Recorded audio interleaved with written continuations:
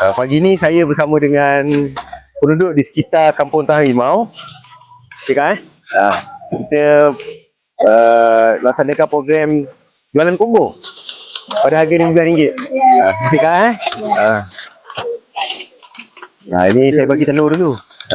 Okay bang Terima kasih. Alhamdulillah pagi ni dia kalau tengok banyaklah kotak-kotak tu. Kan? Kereta dah lebih. Ni kan? Okey. Thank you kan? Okay. Ini adalah hari kedua kita laksanakan program jualan kasih Johor. Semalam di Felda Pemanis 1, hari ini di Kampung Tahan Rimau. Jadi kebanyakan penduduk Kampung Tahan Rimau yang ada di sekitar sini, mereka dapat hadir untuk pembelian jualan kasih Johor.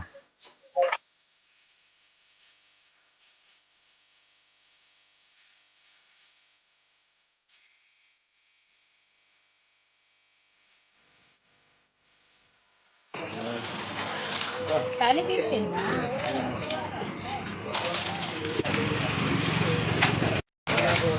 Liter.